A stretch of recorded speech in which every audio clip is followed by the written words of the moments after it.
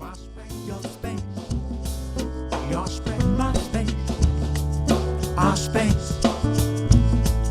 OneSpaceLove, OneSpaceLove, OneSpaceLove. So welcome, Dr. Tommy John, to the OneSpaceLove show. So beautiful to have you on. Thank you for saying yes. How are you? Of course, I'm doing very well. How are you? I'm good.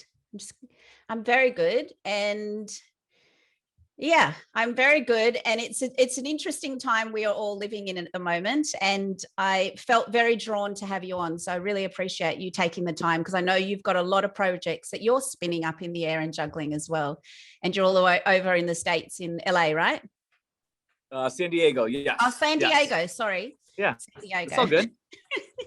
Time, place, space. It's all, we feel so connected. Yeah, it doesn't matter, right? Yeah, We're on Earth. Yeah, exactly. Can you introduce to the listeners by answering the statement "I am" and give like a nice, summary of who you are in this moment? Yeah. So I am a human being on Earth who sleeps when he's tired, who eats when he's hungry, who moves when he's itchy, who believes in the connectivity and the empowerment and facilitating human sovereignty and medical and health freedom. And I will be the biggest defender of our body's ability to adapt and regenerate and heal from anything. And if somebody wants to try to pounce on that and get in the way of that, I will step up. And that's what I stand for. That's what I'm here. That's what I've been doing for, a lifetime, but now feel called due to just with the powers that be looking to try to quiet that ability or try to step in and make people feel powerless. And I feel called, and this is what hill I'll die on. That's for sure. Exactly. So this is your calling. And I have read a little bit about your story, and I wanted your life story. That's such a broad statement, but the experiences that you've had along the path. And I was fascinated because I didn't know this when I first was introduced to you, of your background with your father. And, I have 3 boys, so I have my own story with that. But going back to your father, Dr. Tommy John, and his experience with the health system, let's just touch on that a little bit and go back to the younger version of you, and when you had that moment of realization that there was something more, what life experiences put the dots for you. There was something more to the medical system at a young age. Yeah. So that moment. Yeah. So I was always curious. I was always observant as a kid. I was always fascinated by how people did things differently. My dad was a professional athlete, so I would watch how he would prepare for his environment at the time. And I would watch his teammates. I would watch my teammates, and I would try to mimic and imitate the ones that stood out to me. And I didn't know why. I was just very observant of everybody's actions and how people went about doing things. And then we go into college athletics, and I had an infection in my shoulder caused by a medical procedure, but then that same medical body then did a flush and a save. So I've seen how the medical industry can almost kill you, or does kill you, third leading cause of death in the United States, and then what they can do emergency wise from problems that they cause. So I got to be on both sides of that fence. I was also, as I was being delivered, even as a baby, Christian Northrup says this, I was coming out of my mom, and they gave an epidural, because that's what you do to mothers when they're delivering for some reason. And they missed, and she gets knocked out. And so I'm stuck in the birth canal, suffocating. So a procedure that they push on everybody that they even think is beneficial, now all of a sudden is threatening my life. So then they pull me out with tongs and forceps and save my life. So again, 2 medical procedures that should have killed me, 2 saving graces from the same medical. So I've been a part of seeing both sides of this whole thing. And I just had a background in sport and soft tissue injury. So literally just like rolled ankles, torn ACLs. And then that led to the system we were doing was MS, Parkinson's, and diabetes, and all these other things. And we were having these amazing breakthroughs doing the opposite of what physical therapy, the allopathic model, what every coach, what every trainer was being taught in schools. This was in the early 2000s. So I started to see, like, wait a second. And this was just injury. Like, this was like soft tissue, and then it turned into like paralysis and some other things. I'm like, wow, that whole system, orthopedics, is just an entire sham, like the entire thing. Well, then it gets into like psychiatric medication, that whole road, because my brother was in that world, and I got to train his psychiatrist. And I literally started to ask him, because he's not out to kill my brother. And so I'm asking him questions. What was happening with your brother? What was happening with your brother? Well, he's battling whatever they labeled him with, which is depression. Since you're not ever sick or diseased, your body's just healing. Emotions. They like to call it, even a tumor is not sickness. The tumor is the body's ability to adapt. But we like to call it cancer or MS. It's just the body healing. The body's never diseased or sick. It's always in a healing state. And so now they've told us that our feelings are disease. What a fucked up scenario that is. So now you have somebody thinking that their feelings are a disease and something's wrong with them. So whatever they labeled him with, I honestly don't even know, because I forgot about it. Okay. But he gets into that world. He's thrown into Seroquel and lithium and all this other shit. Well, now I'm like asking his psychiatrist how he could possibly treat somebody like this, like knowing the body, and he's flat out like, we don't know what we're doing. We have no idea how a brain's going to respond. That's why we ask questions when we give medications, and we keep changing it up. Everybody's different. Oh, okay. Can I see some of your textbooks? Because I like to learn where you're coming from, because it seems just asinine and lunatic. So he gives me his textbooks. They're published by Pfizer. So the whole thing is just falling apart. And this was like 2008. And I'm like, okay, you can't exist in that model and be a healthy person. There is no allopathic model. What about a car accident? No way. It's all done. That whole thing is over with. We're done giving them people. People can go there and you can support it, but I'm going to fight like hell for this lifetime to take them down, and take naturopathic down too, because they're selling out as well. They're owned by the same companies. So when I started to pull that back, I started to see that the whole system, the university system, the agriculture, I mean, everything was coming from the same place. And now fast forward to 2020, and they like to run out the biggest scam in the history of the world. So I pulled back the curtain on that, and it's just an extension of everything they've been doing, right? So I'm like, okay, this is my calling. I've been doing this for this amount of time. I've been this vocal, but now everybody's seeking for that voice because everyone else is being quieted or censored, and so I'm saying the same message. That's why everyone's like, how long have you been vocal about this? Like, my entire friggin' life. Yeah. My message has not changed. I published a book with the same shit I'm saying now. But now people all of a sudden want to listen. When their kids were falling apart, they didn't want to do shit. So it's like, it's the same message. I just now don't give a crap. And when I was deleted, now I'm really loud. And if somebody comes to close my office, good luck, like trying to take me down. I'm dropping my license. I'm not playing a part of this anymore. And so I'm just out. I'm out of the whole thing. My role is to help empower and facilitate. You can't save anybody and can't heal anybody. It's not going to happen. So everyone's involved in their self. They're going to have to figure out how they're going to maneuver, what their line is. I'm just trying to show them that there's a capacity of the human spirit. There is a way to live that even if you're in prison, you can have a pretty damn good life. Talk to Mandela or Viktor Frankl. Those guys found ways to turn their situation an opportunity. All we've been given right now is an opportunity. This is the biggest trauma that the world has ever seen, what they're trying to pull with this fairy tale, right? So with every trauma comes a healing response greater than the trauma. That's how we're designed, or we wouldn't be here. So we have an opportunity to heal greater than that. That's how we're wired. So do it. What are you doing? It's been over a year. Do it. Like, are you scared? Yeah, I'm scared too. Everybody's scared. We're losing people. Fuck, do it.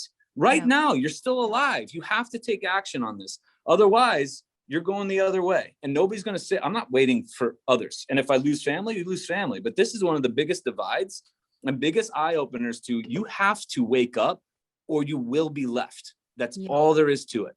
Yeah. Scary, but real. I mean, this is where we are. You know, we had a year of this. And so it's over. If you're not awake now and aware, you're out. Just stay out of my way and stay out of the other people's way, you know? Is that your nettle tea? No, that's my that's my coffee from the morning. I crushed my nettle tea already.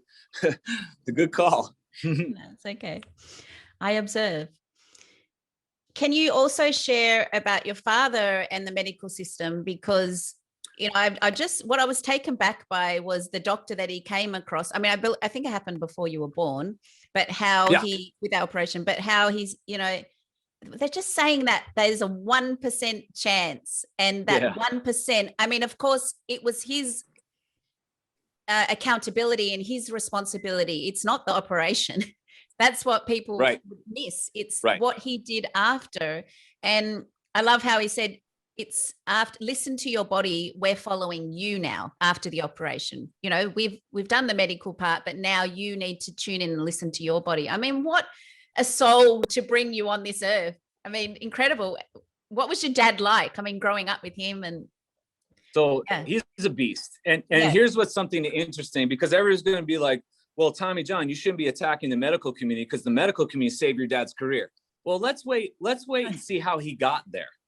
He was given 50 cortisone shots. Instead of the medical community going to cause and figuring out why somebody's hurting the way they are, why the body would be trying to heal this way, they go ahead and throw the fire alarm out the window and continue to sit the man in the burning building. Now, fast forward 13 years and his elbow explodes. Oh my God, what a genius move that they transplant a ligament. Yeah, genius. That's great. Why the hell would somebody even have to be in that situation in the first place? So that's what we don't talk about. And then it's like, oh, this surgery, medical. I'm like, all right, yeah, it led to this Tommy John surgery and it's popular and whatever. And it turned into this great thing, but he should never have been in that position in the first place. And that's fine. That's where we're at. He turned it into an opportunity, which is really what I would have done, right? Like, it's this spirit that he's got. He wanted to do something so badly on this planet, and that was compete throwing baseballs. That's all he wanted to do. So when this happened, he had no options. He kept pestering. Is there anything you can do? Anything. And Dr. Job was just like, well, there's this thing that we've never done in the throwing arm of a pitcher, but I don't know what's going to happen. And my dad's like, is there any chance? And he's like, well, yeah, I mean, like 1%, I guess 1 out of 100. My dad's like, done. Like, he just wanted to know that there was an opportunity. And that was it. And he'd do the rest. And that's what we need to have in people. You have to be able, that's why I push Dr. Cassie Huckabee. She'll sit across from people with stage 4, MS, ALS, all these incurable things that people have been labeling, right? And they're like, has somebody in the world healed this? Well, yeah, millions have. Done. Then you can. It's in your wiring. And that's all they needed to hear. And the people that heal are the ones that like say, I'm going to heal. Like, they're not like, can you save me? Or can you kind of point the direction I'm going to kind of no, show me what to do. I will heal. Done. They're the guarantees. And it's not, we hope, it's just how the body works. So this whole like, well, no, it's just how the body works. So what he went through is the capacity that everybody has, and it was amazing that he has. Everybody's like, oh, it's remarkable. Well, it's just the human. He expressed it at like the greatest level, and what he had that nobody else had was he had his reason. And that was for throwing a ball and competing, and my reason is my throwing of my ball is living life. I just want to experience the sensations of life to the max as long as I can. That's it. Yeah. And so what's interesting now is, now that baseball's taken out, the man could give two shits about taking care of himself. Oh, that's what I was going to say. Thing. Where is he at now in his mindset? Yeah. No. But what's so great is he doesn't let anything bother him. And that's huge in people. When I talk to 90-plus-year-olds, I always ask them, like, what's the secret that gets them this late in life, able to be this content? And they're always like, secret? What do you mean? And they always match up with, I just never let anything get to me. I just let things go, let things go. They never say exercise. They never say diet. They never say some detox or cleanse. They all drink in some way. They all do drugs or psychotropic. Like, they all do these things that are such great aspects of life, but they're like, I don't hold on to anything. And that's where my dad is now. He's just like, that's literally why he's still around, is because he doesn't hold on to anything. But he would have done anything to pitch, cut his pinky toe off, sacrifice this, sacrifice that. Yeah, that's what I'm willing to do. Same expression of human, only my drive is, for other things in life than throwing a baseball. And so it's just to show the potential. We just need that. We need that reason. And then we need we need the people behind to support our belief and our purpose. And if we have that crew, and if you don't have it, you still got it. You just got to find it in you first. That's the thing with it all, It gives you that light to that guiding. That's it. Path. Yeah. That's it. Because everybody else is going to come at you wanting to knock you down. Even want to knock you down because you speak in terms. I mean, I have haters. speaking for medical and health freedom. How the hell, when I'm fighting for you, are you giving me hate in a DM or something? Like, it's just so frustrating to them because they don't want to take that on. And they've been told a story, and they've been told, and it's very scary when you hold yourself accountable and responsible for your own expression of life. That's a hard thing for a lot of people, and they've been desensitized to that for 40 years, you know. So I'm very empathetic to them. That's why I kind of joke with them when they come back with hate, because I'm not fighting. I'm just going to keep doing what I'm doing. But I just tell them, understand, I'm fighting for you. You realize this, you know? I know where I'm going next, but I just want to bring, for the people that are listening on an auditory manner, can you just explain where you got to have this relationship with your samurai sword? So you see the samurai sword. So you're right. Yeah, no, I got clients in here. So I'm juggling. You said I'm spinning plates. I know. I got like 6 plates. Thank you I got so 6 much. plates going. Yeah. No, you're good. So the samurai sword, I was watching The Bodyguard with Kevin Costner and Whitney Houston. Yes. Yeah. And there's a scene in there where he throws a scarf up and it falls and it splits into 2 pieces. And I was laying there and I was like, a samurai sword would be so cool. I want to do it. And I just ordered a samurai sword. And it was literally, this symbolizes that we have this ability to be free adults, and we could just literally go do what you want to do. If you want to order a samurai sword, so what's your samurai sword? Go get it and do it. So when I hold it in these videos, it's just exemplifying the freedom it is of being a free, sovereign, conscious adult, and I have fun with it. I open boxes with it. I chop fruit, but it's not to fight. It just shows that this is what we have the capacity to do, whether it's laying on your stomach watching a movie and you order a sword, or you want to go outside, or you want to connect with a loved one. Like, you're a friggin' free adult. Do it. That's what you got. So. Where do you think all these insights came from? Do you think that they just came through you, or, because where do you think they came from? So I think we all have them in us. Okay. I think our purest state is when we're children. And we don't have a lot of the educated, we don't have a lot. That's why the purest form of chiropractic, to the people that haven't sold out, is pediatrics. It's kids, because you can't upsell a kid. You're not going to lie and pitch all this crap to a child.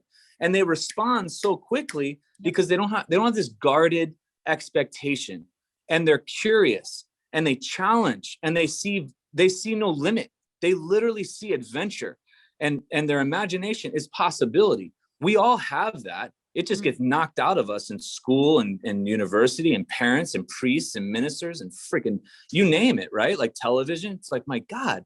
So I've just been, call it an old soul, call it whatever, something. I just didn't like how I was controlled when I was little. I didn't even like going to college. It made no sense to me, but I just did it because we're supposed to. I played baseball a couple of years professionally. It was like, and then I started to tap into my likes and my desires, and oh my gosh, and the things that stimulated me. I started following my heart instead of what you're supposed to do. Like, what do I feel like I need to do?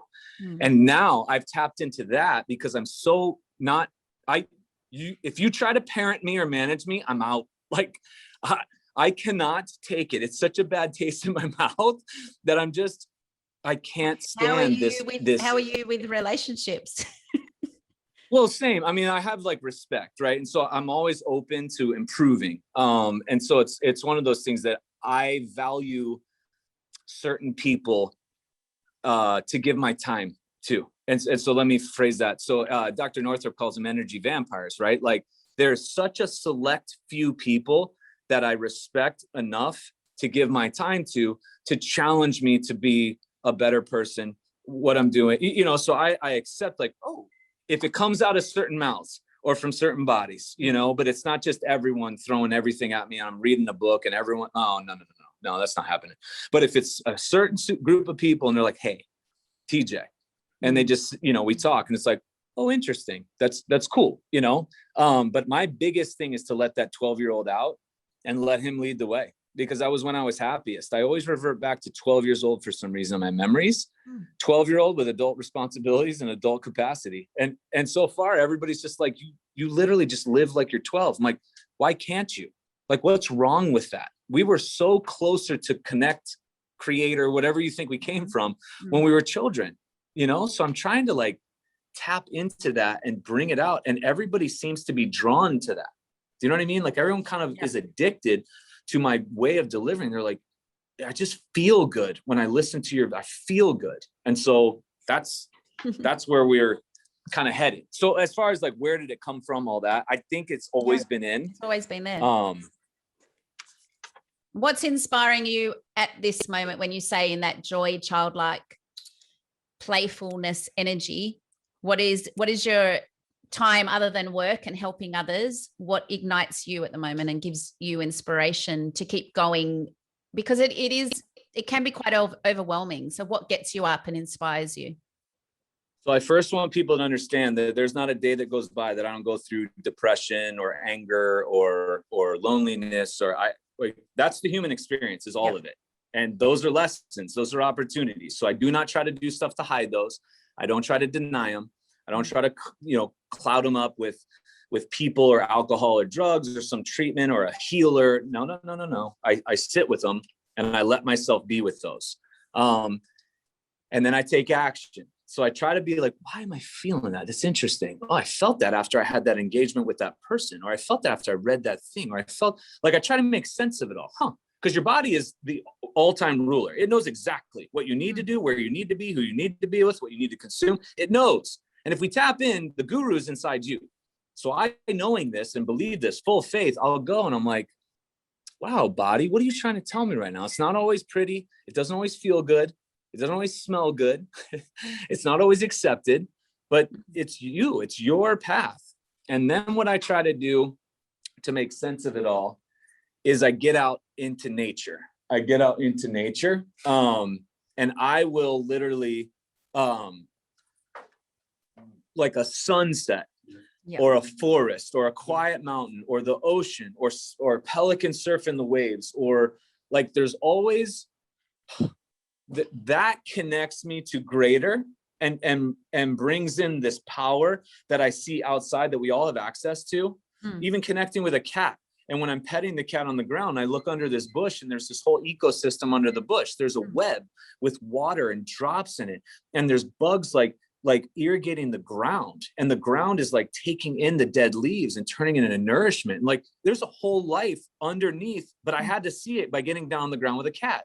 So there's so much power out and about that when you look at that power is inside of us. So then I get up and I'm like, what am I harping on? Dude, it's all within me. Let's go. And I'm immediately, more times than not immediate. Sometimes it's like a day or 2 days. I'm like, here we go. But I'm literally so blown away by what we have access to for free outside that's my big push, is to reconnect with nature instead of all these theories. Just get out. The messages are clear and they're out there. And there's so much we can learn from trees, from animals, from our food, from each other, from literally the environment around us. There's so many clues that nature leaves. That's the biggest book. Like, I'm not a big reader and doer. I'm a big doer. And then people tell me, oh yeah, what you're doing, they call it this in this book. I'm like, I don't know what they call it. I just know we all have it. You're intuitive and you feel. Yeah, big time. Big time. You see, beyond the illusion. Your eyes, see through lens. Yeah. And so my next question was, what do you see your role being on the earth? But I feel that your role is you can answer that, but I feel, it is very much to share this message. And in every essence of your life, it feels like you are embodying that. You are speaking and living and taking responsibility for what it is you believe you are here on this earth to do. Yeah. I've transitioned since 2020. Thank you, first of all, for observing that, because I feel like that's what I tried to do. And it was initially getting out information, like textbook type information. It was very boring, but I'm like, wait, no, this is the immune system. This is how it works. Viruses aren't a thing. Like, here, okay, that shifted, And I go on feel. When I read certain things, I don't feel good. So I'm not going to post that thing. So if it's like an informative tile or an article, no, if it's somebody talking who I respect, but I don't feel good, I'm not reposting them. Like, I don't feel good. So now I've shifted to just, what am I going to post? And this was even before I got deleted. Yep. I'm going to post how I live my life, Yes. because I want people to see what a free human being looks like, how amazing this opportunity is, and truly what they can just get. You don't have to be a single guy in California. Like, this is just human. This is human. I'm not extravagant. I've simplified everything. I don't like purchase a bunch of stuff. It is literally free. Everything I'm doing is free. And then what people see, they're like, thank you for the inspirational video. I'm like, wow, I didn't mean it for it to be inspirational. I'm just living. I'm Yes. literally just showing you my way of life. And then that's how I practice. And those are the principles I put in my office. And that's the other things that I do. There are so many people that sell a product and live a different way, you know, and I cannot affiliate myself with them. I was just talking to my naturopath, Dr. Cassie Huckabee. This is why we don't have a lot of friends in the field, because there are a lot of posers. I say 99.999% of the people in the medical field, natural or allopathic, need to be out of business. The spiritual field. Yeah. All of it, right? I mean, all of it. We can go into everything, right? Yes. And it's just there's so many people raking and taking advantage of this opportunity. They've been doing it forever. Now they see another opportunity. It's like, I'm not a part of this. So all I'm trying to do is just show people what it's like unedited. Because if we just unedit the human spirit, all of a sudden now we're healing. All of a sudden now people are accepting self. All of a sudden they've been told they weren't good enough. They're ugly. They're not tall enough. They're not smart enough. They're not rich enough. They're not white enough, black enough, whatever the flip enough. Now, all of a sudden they're just, I am not apologizing. I am accountable to nobody but myself. And I am going to heal me. And as I heal my individual self, my children have a better shot. And if they do, and my family does, the neighbors do all of a sudden. And now all of a sudden, anybody we think about has a shot. And now anybody put up, now the whole thing rises. And that's what I'm trying to do, is on the individual level, get people to start. I don't know if you saw my post today. I haven't checked it because I've been busy all day, but it's like, I couldn't see it because I couldn't find the new account. well, I got a new, So I got a new page, right? Naked TJ. And I put, Naked TJ. I was going to bring up the naked some baby. Yeah. Well, it's naked in that I don't wear clothes. No. But then naked is just it's just out. It's out. Like no mask, no personas, just this full on naked human. Like, just be a naked human. What do you mean?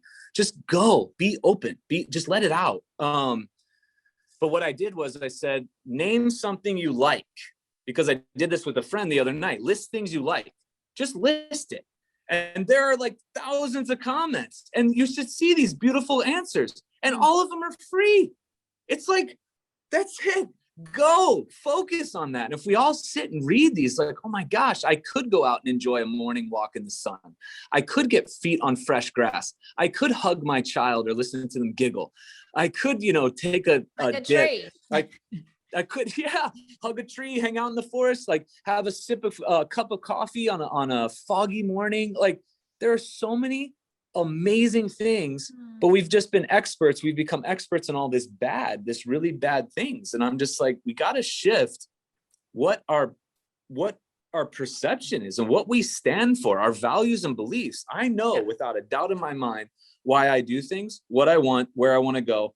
And so anything that comes at me, because we can't predict what's coming. It's only going to get harder because that's just the way life is. So it's okay. We're not going to like get all scared about it. No, you're going to do the work to put yourself in a more resilient position. And then what happens is you're able to make these decisions very clear. So when something is presented to you, you're like, okay. And you have this clear, calm. It's not easy. I'm not saying easy, but it's clear. And it's simple, and it's like, I'm supposed to go that way. So everybody's like, how do you know what to do? How do you know that it just doesn't make sense to how I live? Because of how I live. Nobody knows how they live. Nobody knows how they are. They don't even know who they are. So then all of a sudden, posed with this stuff, it's like, well, I guess I'm supposed to know, like, what do you stand for? What do you value? What do you believe in? And that's what we got to get back to. What an opportunity for us to do it right now. What an opportunity.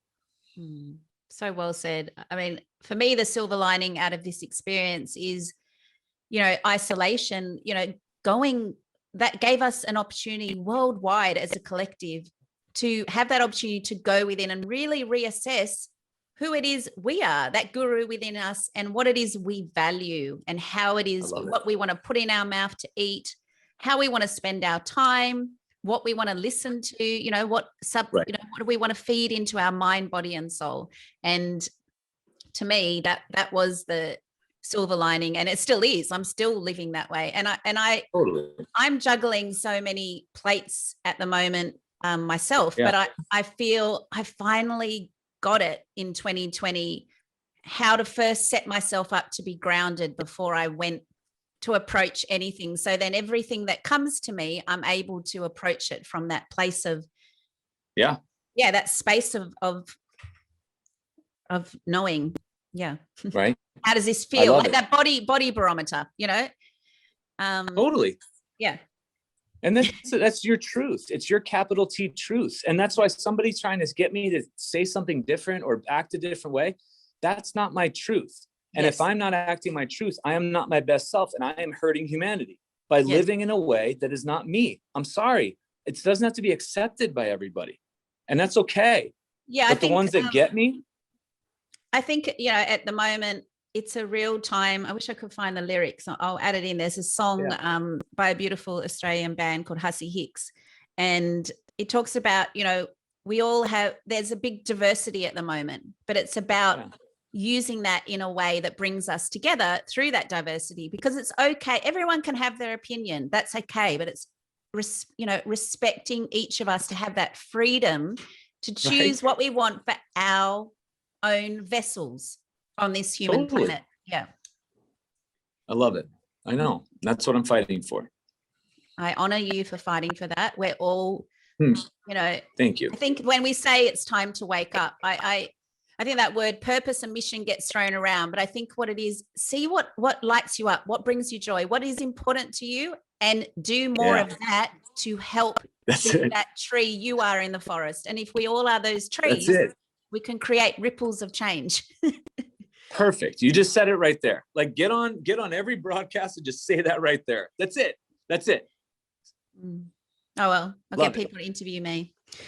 Thank you so much. We'll point people. I mean, I just wanted to finish up. I have 3 boys. One of them, ever since he was young, is absolutely born out of my womb. He's a twin, saying, I'm going to be a famous soccer player. It's just nice. My daughter's like, I'm going to be a singer. And he's just turned 8, and I have put him into a league, where he's playing. And it was interesting because I was listening to you talk, and I think that we should share, because my 2 other boys, you do get a lot of pressure. They're teenagers now, but you get a lot of pressure to put them in the sports team, to get them, every afternoon an activity. And I constantly was like the mother at the school grounds that no one really talked to me, because I was like, oh no, my son, we just hang out after school, One of them ended up playing an instrument, but this one, he is in a league. And I think that you have some really important points. I want to point mothers, fathers, to the book that you did write in 2018. Yeah. And there's so many messages in that. And I loved how you said, look, you could let them, wasn't it that you could let them train 6 months, but also allowing the body to adjust and rest and being mindful. I mean, I want you to say it, I'm not going to say it, but also with all the technology, like I remember my other boys started a lot later with Minecraft and all these, computer games, but he started so early at 6, and I noticed his posture and his emotional body. So I loved. Can you share a little bit, and then I'll let you go because I know you're really busy. But anything. So there were these injury epidemics happening in youth. There were ligaments in knees, ligaments in elbows, concussions, spine fractures in 9, 10, 11, 12-year-olds. And so part of the problem of why that was occurring, and it's just these massive healing responses. That's all it is. Like the body's just like, I'm trying to heal. I'm this beautiful person and I'm trying to heal. So what is the environment then that we're keeping them in that would cause such a healing response, like these degenerative conditions? So it's 3 factors is what I said, where the youth sports industry is like $17 billion industry in the States. And so worldwide, I don't know where, right? Yes. But it's clinics and coaches and private stuff. And it starts at, 5 or 6 years old. I mean, it starts in 4 in some of them. Then you have, I used America. You have the American de-evolution lifestyle. We've been on a slow decline for the last 40 years. Physically incompetent, neuromotorily immature, malnourished, underslept, over-professional, over-educated, over-medicated. All these things, we're just declined. And so you put that in with the whole family. And then you have the final piece of the puzzle, which is the toughest of all. It's the keeping up with the Joneses that the parents do, because you have so much pressure to keep up. And it's so hard because you feel like you're doing your child a disservice if you're not keeping up. So you put all those three together and the body just, it can't keep up. Their little bodies just can't keep up. So what I love is till they're about 12 or 13, from zero womb to like 12, they're just supposed to be children. And children do what? They're outside and they're creative and they're imagining things. You don't have to, like, if they want soccer, they will play soccer. Yeah. And they'll make a game and they'll play forever. And He so plays it's around the the thing, they house. might not, He plays around the they house, won't even stop. if there's a piece of paper on the floor. dude. You can't stop him. It's in him. Yeah, you can't stop the ones that want to play. Now you forcing somebody to drive them to a practice when they don't, that says something right there. There was something, some other countries have outlawed leagues till 12 years old. You don't have them. Some other things, everyone's just like, well, what about a trainer, for my kids? Like, no, the training, they're their own trainer. They're outside. And if you think about it, there was a Serbian neuroscientist who did a study on basic neurological development for a 6-year-old. The 6-year-old needs to move. They move an equivalent of 6 miles a day. Okay. Dude. So think about you or I. That's why I go on these massive walks and do all this stuff. I'm like, I'm holding myself to 6-year-old standards. Like if that dude's coming up. So we just think about that, right? And you start to put it all together. Plus, when you do it right, you don't have an immediate all-star, but you have a healthy, based out, foundationally principled, connected with the family, nourished, confident, empowered athlete that gets better as they mature, and they're late high school. All of a sudden, they bloom as they're supposed to. And now maybe they make an all-star team, maybe they don't. But what you have is, you don't have a broken adult. You don't have a broken man or woman. You have this person who grew through these opportunities, which is what sport's supposed to teach us. It's supposed to help us be better adults, more conscientious, empowered, empathic, healed. Yeah, like that, goals and teamwork and setting everything else. But we've missed that mark. And so what's going to suck is it's the same thing that's going on now. The majority is doing something a certain way. If you do it differently, you will be outed. It's the same thing that's going on now. And so, I mean, it's just one of those things. You got to know as a family what you believe and value. And this is what we stick with. And I'll say the healthiest families, meaning with the less injuries, they're more connected. They, from the top down, mom and dad are on the same page. The children understand because the mom and dad communicate to them as if they're humans, not these little idiots. Like, kids are actually very smart. You just have to talk to them and communicate with them. But all of a sudden, the 18-year-old doesn't have a cell phone, and his friends are like, what the heck? And he's like, well, no, like the cell phone actually creates a sympathetic response. I don't want my immune system depressed. I want to be the best at. So that's why I don't have it. But if it's like, oh, my mom wouldn't let me have it, and then now he's outed because his mom had, it's like, no, but you start to just bring in the whole family. Voice, if each of them. That's it. They voice themselves. My daughter said to me, I want to pierce my ears. Everyone has pierced their ears, and she's 8. Yeah. And I started to say, well, we actually have meridians that run through our body. And actually, if we learn that is a key meridian point, I mean, I've not studied, but it just came to me intuitively. Oh, yeah. She went, yeah. Oh, okay. So maybe when I'm 10 or 12, I said, maybe we can talk about it again then, But you put it to her, right? You told her like facts, like here, and you gave her the information, and she made this really great decision. Like, of course I wouldn't do that. There's a meridian there. Oh, all right. Yeah. That's brilliant. Thank you so much. Thank you so much for being on the OneSpace. You're awesome. Of course. Thank you. I just want people to know, because I know there's like personal websites and all that stuff. I'm a part of a nonprofit that we started called Health Freedom for Humanity. Okay. Alex Zeck started it, and his mom is a part of it as well. They're big into this movement. And we're just getting started. We're grassroots, but it's healthfreedomforhumanity.org.